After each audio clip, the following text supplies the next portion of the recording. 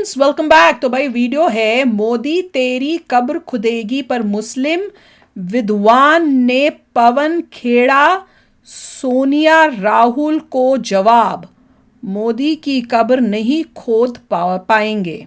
अच्छा, ये हमने कहीं सुना था ना, वो शॉक्ड। और मोदी जी ने भी एक स्पीच में बोला था कि इन्होंने इस टाइप से बोला है, तो वो देख के बहुत ही होता है कि कितना कोई नीचे गिर सकता है। एग्जैक्टली पता नहीं लगा किसने कहा था, बट देखते हैं। पर यहाँ पे कुछ लिख रहे हैं ना, कौन था, एक पवन खेड़ा सोनिया राहुल, इनमें से किसी ने बोला होगा फिर। तो देखते हैं क्या है। तो वीडियो शुरू करते हैं। वीडियो शुरू करने से पहले अगर आप चैनल पर नए हो और आपने अभी तक सब्सक्राइब नहीं किया तो जल्दी से पहले सब्सक्राइब के बटन और बेल आइकन को क्लिक कर लो, ताकि आपको हमारे सारे न्यू वीडियोस के नोटिफिकेशन मिल जाएं जैसे हम अपलोड करें। अगर आपको वीडियो पसंद आता है प्लीज लाइक एंड शेयर। चलिए शुरू करते हैं। उन्होंने नरेंद्र मोदी ने देश के प्रधानमंत्री का अपमान किया था, और देश के प्रधानमंत्री सबके प्रधानमंत्री हैं, उस पे एक्शन लिया जाना चाहिए था। ये ताकि दूसरों के लिए भी एग्जाम्पल सेट होगा। मैंने भी मतलब क्या है आपका? हम तो सभ्य लोग हैं। असभ्यता का क्या मतलब है? क्या मतलब है इन शब्दों के इस्तेमाल का? अगर तुम्हें अपनी वाणी के ऊपर कंट्रोल नहीं है तो आप कैसे प्रवक्ता हो? प्रवक्ता कैसे हो? आप मेरे से बात कर रही हैं, आप मुझसे कुछ भी पूछें तो इसका मतलब ये है कि मैं ऑलफॉल वक्त हूं। मैं कह दूं मेरी जबान फिसल गई। ये सोनिया गांधी जी पता नहीं किन की लिखी हुई स्क्रिप्ट पढ़ती हैं। ये कहती थी मौत का सौदागर। वो लोग कह रहे हैं जिन्होंने 25 लाख मुसलमानों की हत्याएं करा दी। कोई शहर नहीं बचा हुआ, कोई इलाका बचा हुआ नहीं जहां हिंदू मुस्लिम दंगे न हुए हों, और उसके ऊपर किसी के खिलाफ कोई कार्रवाई नहीं हुई। ये कांग्रेस कहती है। तो इन्हें तो ये सोचना चाहिए। तो इनके पेट में दर्द हो रहा है कि जो ये कह रहे हैं कि नरेंद्र मोदी की कब्र नहीं खोद पाएंगे। ये उस कब्र के अंदर खुद ही चाह कुन दर चाह पेश, गड्ढा खोदने वाले के सामने गड्ढा है, खुद ही गिरेंगे। यानी जो दूसरे को गड्ढे में डालना चाहता है ना, खुद ही गिरता है, गड्ढे में जाके गिरता है। नमस्कार, स्वागत है अच्छा आपका बोला। हमारे चैनल पर और मैं हूं आपके साथ शेरन। एक तरफ कांग्रेस के प्रवक्ता पवन खेड़ा ने देश के प्रधानमंत्री नरेंद्र मोदी के पिताजी का अपमान किया, और वहीं आज पवन खेड़ा ने माफी भी मांगी है। अच्छा। तो वहीं दूसरी तरफ आज पीएम नरेंद्र मोदी ने संबोधन देते हुए ये भी कहा कि कुछ ऐसे भी लोग हैं जो कि मेरी कब्र खोद रहे हैं, और यही कल बयानबाजी यानी कि नारेबाजी कांग्रेस के तमाम कार्यकर्ताओं ने की थी, वो भी सुरजेवाला के सामने कि मोदी तेरी कब्र खोदेगी। इसी पूरे मामले पर बात करते हैं। हमारे साथ मौजूद है मौलाना शमून कासमी जी। सर, एक तरफ जो है ये कहा जाता है कि मोदी जी जो है वो तानाशाही कर रहे हैं, और वहीं कल कांग्रेस के तमाम बड़े नेता कार्यकर्ता ये नारा लगा रहे थे कि मोदी तेरी कब्र खुदेगी। नहीं, देखिए, मैं आपको बताऊं कि मैं बहुत उसके साथ ये कहना चाहता हूं। बड़ी दुख की बात है कि कांग्रेस ने इस देश को जो काम अच्छे करने चाहिए थे, वो जो लोग, बहुत सारे लोग ये कहते हैं, बहुत सारे कांग्रेसी भी कहते हैं कि साहब कांग्रेस ने क्या नहीं दिया। उन्होंने ये दिया कि यहाँ ये हिंदू और मुसलमान जो आज है, यानी हम 60 साल में अगर भारतीय नहीं हो पाए और भारतीयता हमारे अंदर नहीं जागी, तो उसका कारण मैं कांग्रेस को समझता हूँ। आज अगर करप्शन हमारे सिस्टम का हिस्सा बन गया तो उसका भी कारण मैं कांग्रेस को समझता हूँ। आज अगर ये जो मंदिर और मस्जिद की जो आज भावनाएं जो लोगों में उत्पन्न हुई है, इसके लिए भी मैं कांग्रेस को ही जिम्मेदार मानता हूँ। आज 1919 में एक विचारधारा डेवलप हुई कि उस विचारधारा को हम आरएसएस कहते हैं। उन्होंने आने के बाद ये किया कि लोग अलग अलग भिन्न भ्रांतियों में मुब्तला थे। कहीं कोई किसी को किसी नाम से पुकारता था, कोई किसी नाम से पुकारता था, और आपस में तो उन्होंने एक काम ये किया कि उन्होंने सबको ला करके करीब किया, और करीब लाने के बाद एक ऐसी जिसके ऊपर विदेशी छाप थी। जिस कांग्रेस के नेता के कपड़े अमेरिका से धुल के आते थे, यानी हिंदुस्तान में कपड़े भी नहीं धुलते थे उनके, तो वो कौन हुए? उसी विदेशी विचारधारा के लोग हैं, जिन्होंने इस विदेशी विचारधारा को जो यूरोपियन कंट्री, जो हमारे यहाँ हुक्मरान थे, हमारे अधिकारी थे, हम जिनके गुलाम थे, उनके अधीन थे, तो इन्होंने उनकी विचारधारा को अगर किसी ने जिया है तो वो कांग्रेसी लीडर्स ने जिया है। मैं सारे लीडर्स की बात नहीं कर रहा हूँ, उसमें लाल बहादुर शास्त्री जैसे जो हैं वो बिल्कुल अलग हो जाते हैं।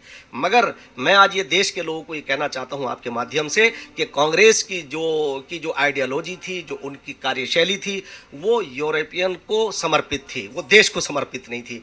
ऐसे हालात के अंदर, उस जमाने के अंदर, जहां तक मैंने पढ़ा है कि गोलवरकर जी और गुरु जी और ये पूरा ग्रुप जो आरएसएस का है, उन्होंने इसके ऊपर गौर किया कि हम अपने भारत के लोगों को कैसे जोड़ें। तो उन्होंने सबसे पहले कुप्रथाओं को खत्म किया, छूतछात को कम किया, इसी तरह अपने डिफरेंसेस को कम किया, और करने के बाद आज उन्होंने अपनी हुकूमत बनाई। और आप देखिए 8 साल के अंदर 8 साल के अंदर मैं ईमानदारी के साथ लोगों से मैं इसके ऊपर डिस्कशन करना चाहता हूं, चर्चा भी करना चाहता हूं। अगर कांग्रेस के युवराज राहुल गांधी मेरे साथ बैठे तो उनसे बताऊंगा कि तुम्हें काम कहां करना चाहिए, तुम्हें क्या सोचना चाहिए। मैं नहीं कहता हूं कि वो आदमी वो खराब है, ना मैं राहुल गांधी को खराब समझता हूं, ना मैं प्रियंका गांधी को समझता हूं खराब। इनके जो इर्द गिर्द लोग थे, यानी आप अगर उस पे आप गौर करेंगे तो सारे घरानों से ताल्लुक रखने वाले लोग इनके मुशीर थे, इनके सलाहकार थे। इन्होंने कोई काम, राजीव गांधी रहे हो, श्रीमती इंदिरा गांधी रही हो, हमने श्रीमती इंदिरा गांधी के दौर में हम यंग अवस्था में थे तो हम ये समझा करते थे कि जिस वक्त उन्होंने एक नारा दिया था कि हम गरीबी को मिटाएंगे और गरीबी को हटाएंगे, तो उन्होंने गरीबी को नहीं मिटाया, बल्कि उन्होंने गरीबों को मिटा दिया। और उस जमाने के अंदर यहाँ दिल्ली के अंदर इस तरह से उजाड़ा गया था लोगों को, पूरे देश के अंदर जो है इमरजेंसी नाफिज करके एक जो फैमिली प्लानिंग लाए थे वो जुल्म था, और जुल्म का नतीजा ये था कि वो सरकार से गए।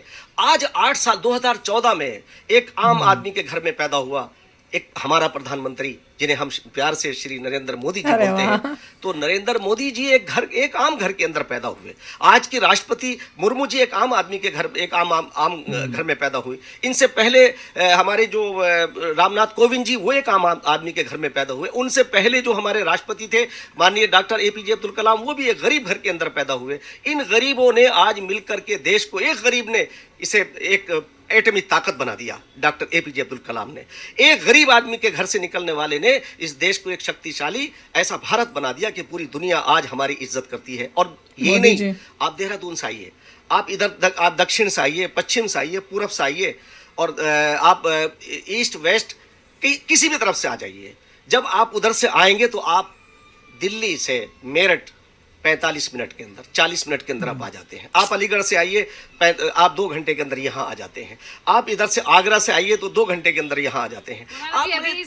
मैं सिर्फ ये कहना चाह रहा हूँ, एक बात पूरी कर दूं, ये कहना चाह रहा हूँ कि इतना डेवलपमेंट जो हुआ है, जो आम आदमी से ताल्लुक रखता है, यानी इसमें आम आदमी जो है अपने समय पे पहुंचता है। तमाम खूबसूरत लगता है अपना शहर, अपना भारत। कि हम कभी विदेशों को देखा करते थे कि कितना खूबसूरत है, आज हमारा भारत खूबसूरत लगता है। कब कि करप्शन कम हुआ, मैं नहीं कह रहा खत्म हो गया, करप्शन कम हुआ।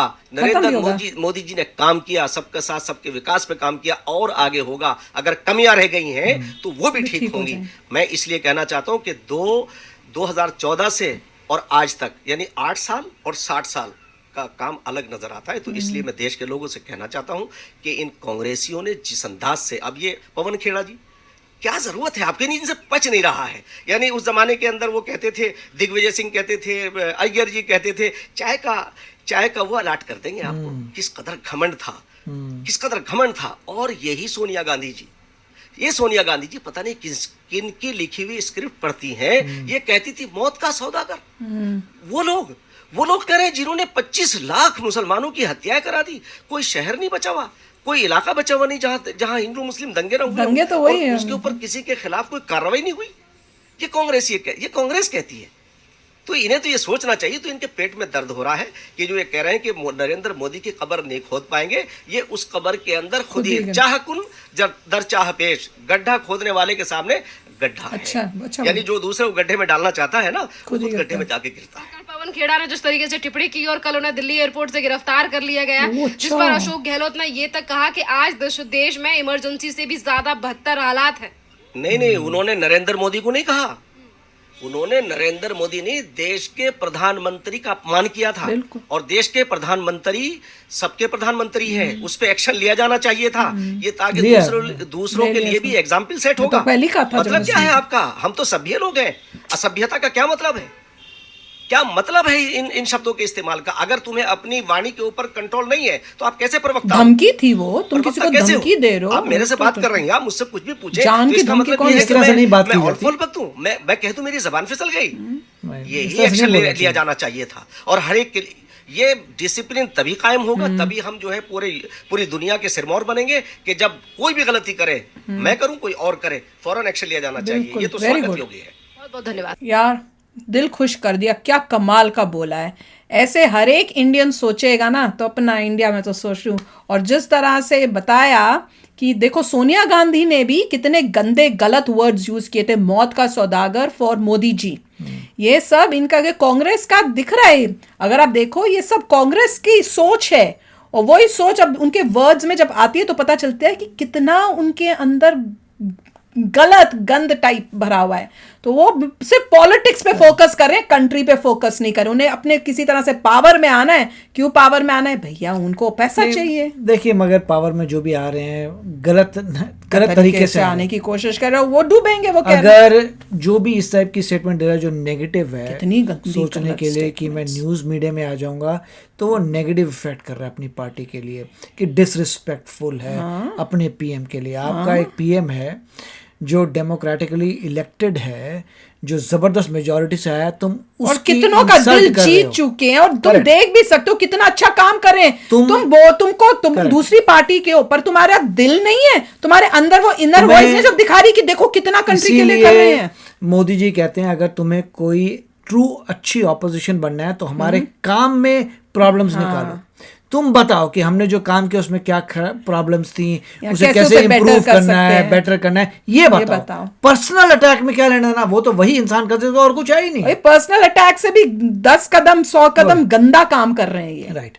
तो मेरे ख्याल से लोगों को नजर आ रहा है कि काफी अनपढ़ तरीके से आर्ग्यू कर रहे हैं, रादर देन किसी के काम में प्रॉब्लम्स बताइए जिससे देश का भला हो। इससे पता चलता है कि ये लोग जो हैं ये कंट्री को संभालने लायक है ही नहीं। Correct. जो इस तरह की भाषा यूज कर सकते हैं, हम अपना देश उनके पास के उनको कैसे दे सकते हैं कि तुम इसे चलाओ। मोदी जी ने पहले कह दिया था कि जिस तरीके से तुम काम कर रहे हो 100 साल तक तुम लोग नहीं आ पाओगे। और मोदी जी ने बोला था कि जब तुम ये बोल रहे हो कि मेरी कब्र खुदेगी, उसकी जगह ये तो नहीं होगा, कमल खिलेगा, खिलता रहेगा, बड़ा होता रहेगा। वही हो रहा है। पर इन्होंने बहुत अच्छा बोला। एक एक चीज जो मैं याद है, मैं भी कहती थी पनिश करना चाहिए इनको, ये सब करना चाहिए। सुन के अच्छा लगा कि उनको एयरपोर्ट से पकड़ा भी गया था, ये भी पता चला हमें। और उसके बाद ये माफी मांग रहे हैं।